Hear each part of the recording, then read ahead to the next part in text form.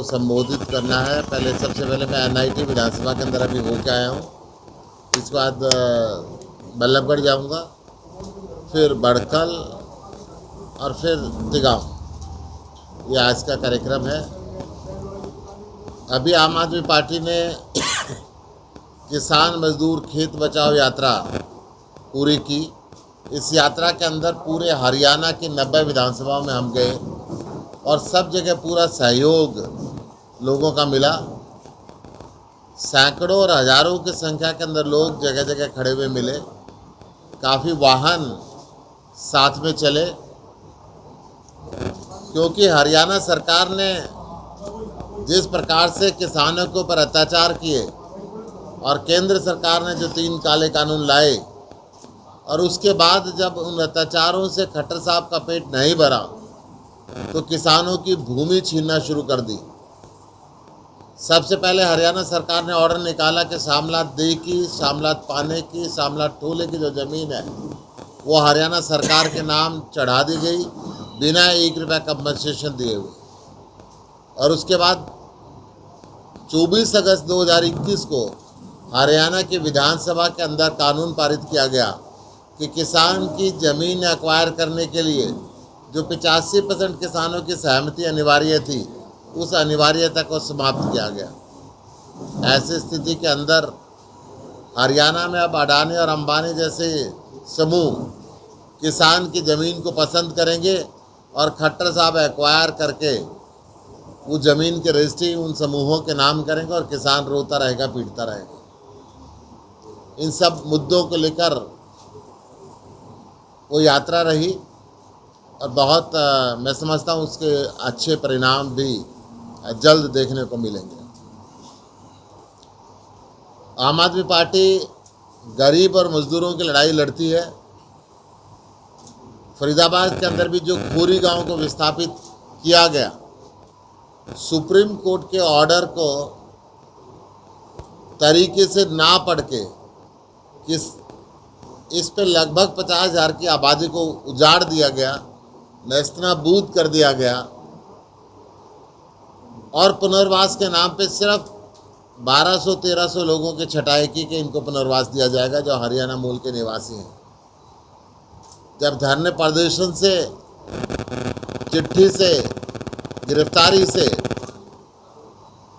हरियाणा सरकार नहीं मानी तो हम सुप्रीम कोर्ट के अंदर गए और सुप्रीम कोर्ट ने ऑर्डर किया कि जनवरी 2021 तक जो भी लोग खोरी गांव में रह रहे थे उन सब को पुनर्वास दिया जाएगा, चाहे उनके पास आधार कार्ड, वोटर कार्ड है, चाहे परिवार पहचान पत्र है, चाहे राशन कार्ड है, या वहाँ रहने का जो भी सबूत है। अगर वो सबूत देंगे तो जनवरी 2021 तक रहने वाले सभी उन निवासियों को पुनर्वास दिया जाएगा। उन सब को 15 अक्टूबर तक फरीदाबाद नगर निगम में अप्लाई करना है और 30 अप्रैल 2022 तक सबको मकान दे दिए जाएंगे। ऐसा एफिडेविट हरियाणा सरकार ने और फरीदाबाद नगर निगम ने सुप्रीम कोर्ट के अंदर जमा कराया। मैं उसकी कॉपी आपको उपलब्ध करा सकता हूं यदि आपको चाहिए तो। इसके साथ साथ मैं देख रहा था उन गरीबों को उजाड़ा गया, परंतु आज उसी वन भूमि को अलॉट करने का काम हरियाणा सरकार पार्किंग के नाम पे, रेड क्रॉस के नाम पे, अलग अलग नामों पे उस अरावली को अलॉट करने का काम कर रही है। फरीदाबाद के अंदर सारी सड़कें टूटी हुई हैं, जगह जगह मैं घूम रहा हूँ, खड्डे हैं। हमारी पार्टी लगातार उन मुद्दों को उठा रही है, परंतु हरियाणा सरकार कुंभकर्णी नींद के अंदर सोई हुई है। आज अपराध की स्थली हरियाणा बन चुका है। हर रोज़ मर्डर, खुलेआम मर्डर की घटनाएं अखबारों में प्रमुखता से छप रही है। महिलाएं शाम को 6 बजे के बाद घर से निकलने में संकोच करने लगी है और व्यापारियों से फिरौती मांगी जा रही है। बेरोजगारी में हरियाणा नंबर 1 है। पूरे देश का जो डाटा निकाला गया है, सबसे ज़्यादा युवक बेरोजगार हरियाणा के अंदर हैं। नया उद्योग पिछले 7 साल के अंदर एक भी नया उद्योग हरियाणा के अंदर नहीं लगा।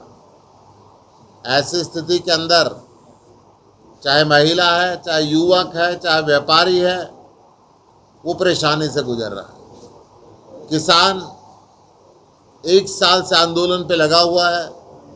10 महीने से हरियाणा के सभी बॉर्डरों के ऊपर किसान बैठा हुआ है, परंतु हरियाणा सरकार जाति और धर्म के सिवाय इस क्षेत्र का और कोई विकास नहीं कर पा रही है। आज हरियाणा सरकार में कहूँ तो अपना विश्वास जनता से बीजेपी और जेजेपी की सरकार खो चुकी है।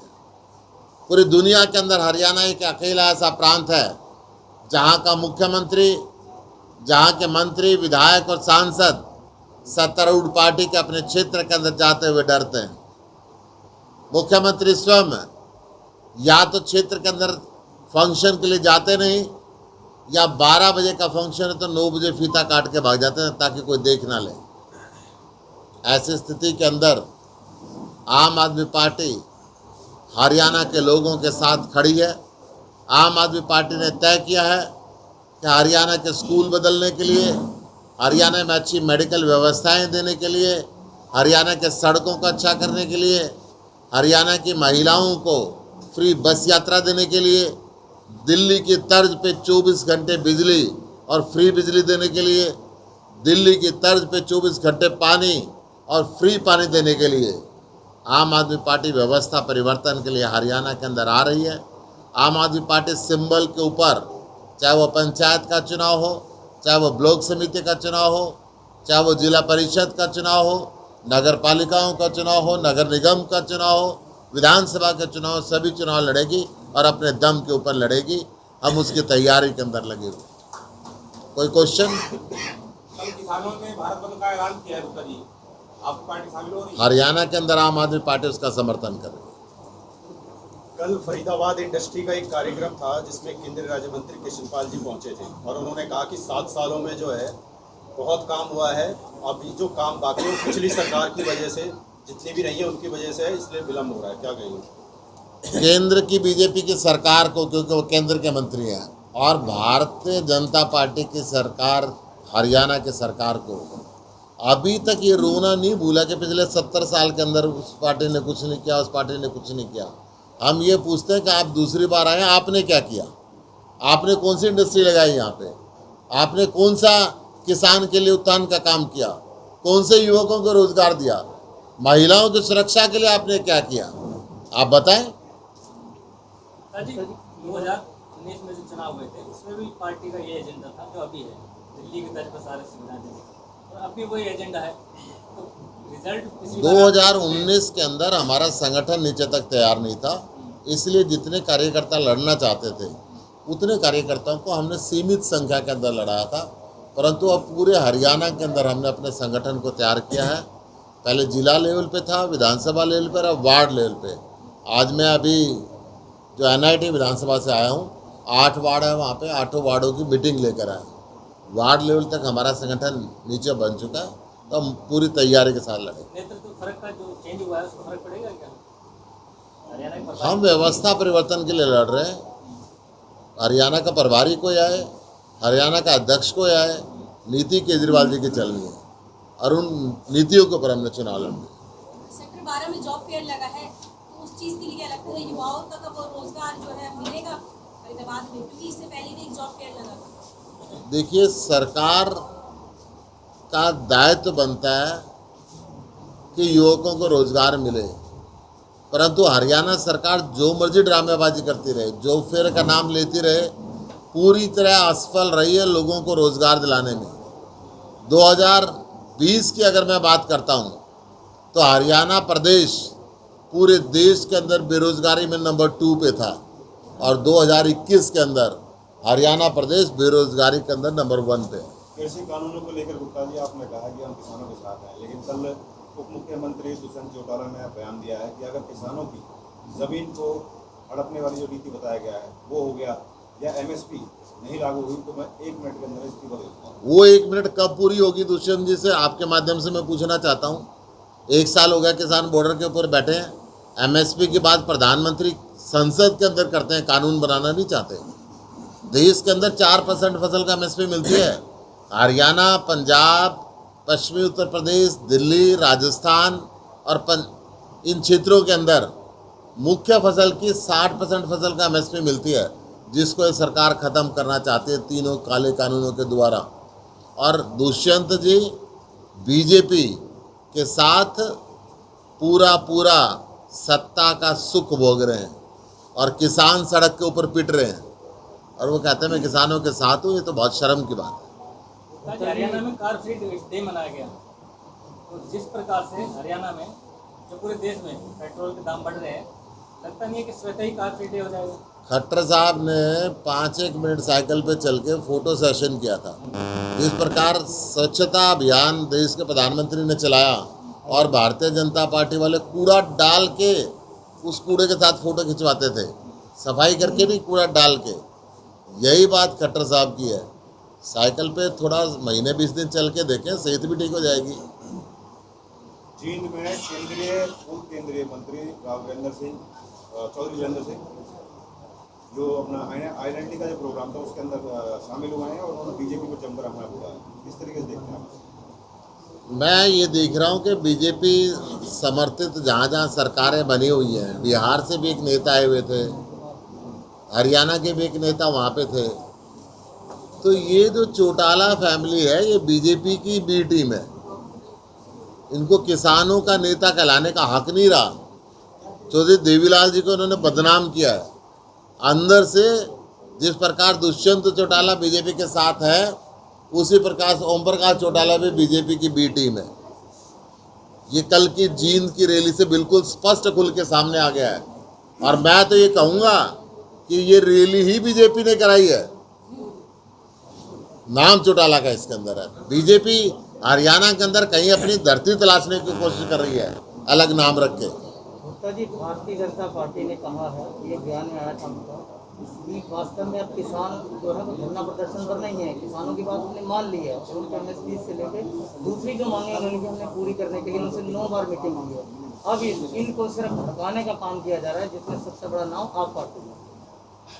ये अगर हमें इसको भड़काना कहेंगे, किसानों का साथ लगना, तो हम इसको भड़काना ही मान लेंगे।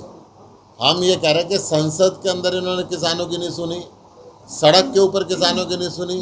जब 3 काले अध्यादेश लेके आए थे उस समय देश ने कहा कि इनको मत लेके आना, आप कानून में मत बनाना। जब इन्होंने जल्दबाजी में कानून बनाया, किसी किसान संगठन से बात नहीं करी। कि सरकार ने खुद ये कहा कि इस कानून में बहुत सी कमियां हैं, हम इसको सुधारने के लिए तैयार हैं। नो की नो मीटिंग के अंदर कहा और किसानों ने कहा ये कानून ही गलत है, इस कानून को बदला जाए।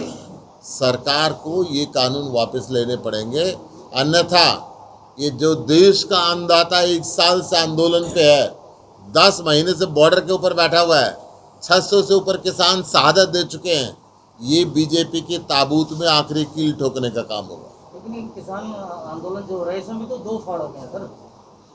किसान आंदोलन, किसान तो सरकार के साथ है, आधे किसान आंदोलन में बैठने वाला एक भी किसान सरकार के साथ नहीं है और किसान एक भी नहीं है। ये जो बीजेपी के लोग हैं वो अपने आप को किसान कहते हैं और कहते हैं कि हम सरकार के साथ हैं। वो तो पहले ही बीजेपी के लोग हैं। सुशील जी, आप राज्यसभा में सांसद हैं और तीसरा दल जो है एक बार फिर से जो है मजबूती अपनी बनाने में लगा हुआ है, उसके लिए क्या कहेंगे? देखिए, मजबूती जनता के काम करने से होती है। मजबूती जनता के लिए अच्छी नीतियां बनवाने से होती है। सिर्फ सत्ता के लालच के अंदर हम कोई दल बनाए, कोई गठबंधन करें, वो कोई मजबूती नहीं होती। जिस प्रकार आम आदमी पार्टी आम आदमी की लड़ाई लड़ रही है, आम आदमी के लिए स्कूल और हॉस्पिटल बना रही है, आम आदमी के लिए बिजली और पानी की व्यवस्था कर रही है, आम आदमी के लिए ट्रांसपोर्ट की व्यवस्था कर रही है, युवकों के लिए रोजगार की व्यवस्था कर रही है, महिलाओं की सुरक्षा के लिए कैमरे लगा रही है और सारी सुविधाएं देने के बाद भी कर्ज मुक्त सरकार है, प्रॉफिट की सरकार है। इस देश से भ्रष्टाचार को मिटाने के लिए अगर काम करेंगे तो जनता साथ आएगी और इसलिए केजरीवाल को एक विकल्प के रूप के अंदर देखा जा रहा है। मतलब केजरीवाल को आप प्रधानमंत्री के रूप में देख रहे हैं? दुनिया देख रही है, भारत की जनता देख रही है।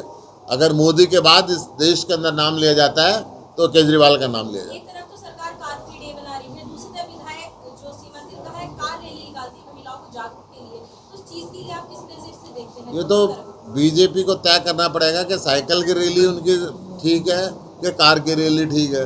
हर रोज उनका नया चेहरा सामने आता है। सर, फरीदाबाद के अंदर बेरोजगार युवाओं के लिए आपकी सरकार कुछ कर सकती है?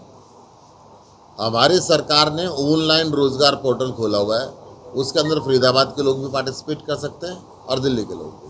पेट्रोल डीजल और गैस के लगातार जो है दाम बढ़ते जा रहे हैं। सरकार कभी कहती है कि पेट्रोल डीजल को जो है जीएसटी के अंदर लाया जाएगा, लेकिन अब तक 2014 से पहले ये जो महंगाई है भारतीय जनता पार्टी को डायन लगती थी, अब वो प्रेमिका लगती है।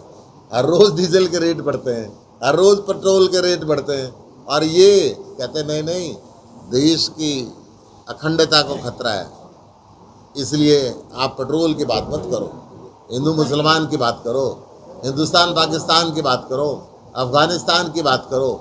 अरे देश की जनता कहाँ जा रही है उसकी बात करनी पड़ेगी। गुप्ता जी, अभी कुछ दिन पूर्व कांग्रेस के जो किसी नेता ने कहा था कि आम आदमी पार्टी बीजेपी की बी टीम है, अभी आपने कहा कि कांग्रेस ये नेटो है, तो आप क्या देखिए, राहुल गांधी ने कहा है कि G23 के मेंबर बीजेपी के लोग हैं। हरियाणा के जो शीर्ष कांग्रेस के नेता हैं उनको कांग्रेस के शीर्ष नेता ने कहा कि वो बीजेपी का आदमी है। तो पहले कांग्रेस आपस में फैसला कर ले, हमारा फैसला बाद में करे, वो अपने घर का फैसला कर ले। सभी साथी